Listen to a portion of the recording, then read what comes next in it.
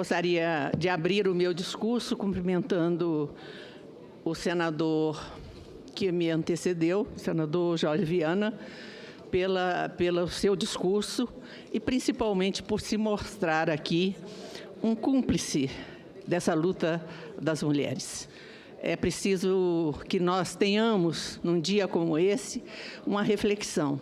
E essa reflexão não pode partir apenas das mulheres. É preciso que os homens se engajam nessa luta e sejam, como o senador Jorge Viana se apresentou aqui, um companheiro, um parceiro dessa luta. Parabéns, senador Jorge Viana.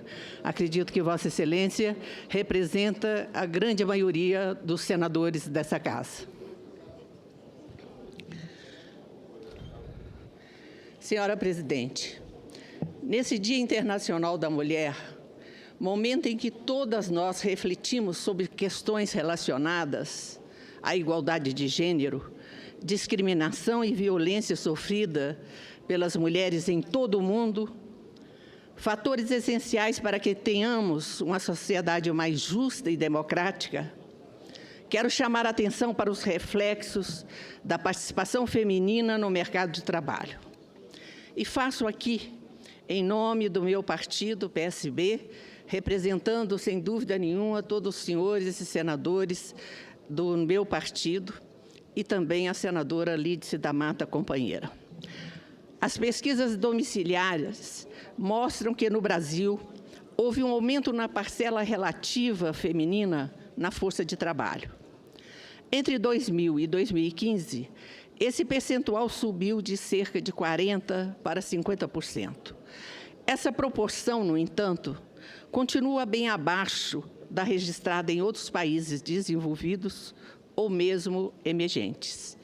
Na China, por exemplo, cerca de 75% das mulheres em idade ativa, isto é, 15 e 64 anos de idade, estão inseridas na força de trabalho, percentual equivalente ao dos países como Estados Unidos e Austrália. Outras constatações importantes, não apenas no Brasil, como em outros países, são a baixa presença de mulheres em cargos elevados da administração pública e privada, disparidade na remuneração entre homens e mulheres, participação mais concentrada das mulheres em setor de menor produtividade nas economias, níveis de desemprego entre as mulheres acima dos registrados entre os homens e recolocação no mercado de trabalho mais difícil para as mulheres que se encontram na situação de desempregadas. Recentemente, muitas ideias têm surgido para contornar, por exemplo, a baixa participação feminina nos cargos de liderança, inclusive tem aumentado o número de pessoas a defender cotas para a presença de mulheres em conselhos de administração de empresas. Pessoalmente, acredito que este pode ser um caminho, mas acho que o mais importante seria a implementação de medidas que viesse desenhar políticas públicas que atuem sobre os elementos que inibem a presença das mulheres no mercado de trabalho ou mesmo em cargos de direção. A literatura acadêmica é farta de material a respeito dos determinantes da participação feminina na força laboral. Há trabalhos que sugerem que a presença das mulheres no mercado é influenciada não apenas pelo diferencial de salários frente aos homens, como também pela discriminação por parte dos empregadores. Quanto ao efeito da participação feminina sobre a desigualdade de rendimentos, os resultados sugerem que, à medida que cresce a importância dos rendimentos do trabalho da mulher na família, há um aumento na contribuição para a desigualdade de renda domiciliar per capita. Outros trabalhos mostram que a participação feminina no mercado de trabalho constitui um importante elemento para retirar famílias da condição de pobreza. Isso porque alguns determinantes da participação feminina atuam de forma mais intensa nas famílias de estratos inferiores de renda. No Brasil, com efeito, a participação feminina na força laboral sobe continuamente ao longo dos estratos de renda familiar per capita.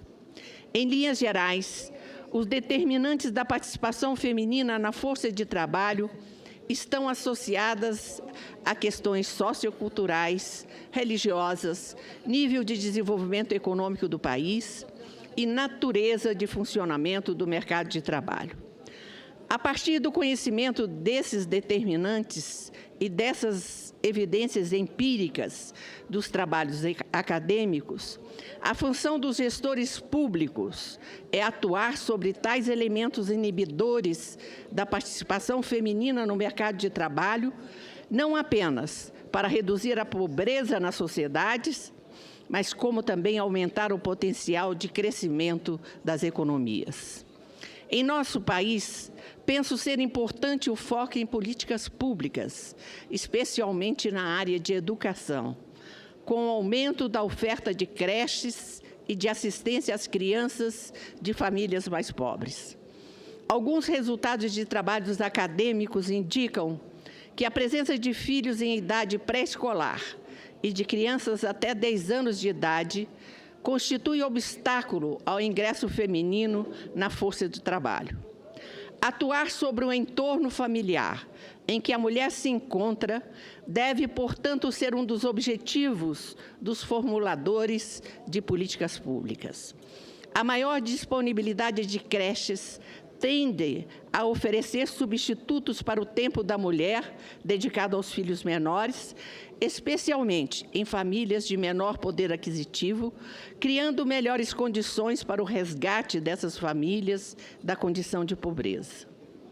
Senhores senadores, senhores convidados, neste Dia Internacional da Mulher, quis trazer uma reflexão sobre a necessidade de aumentarmos a presença feminina no mercado de trabalho no Brasil.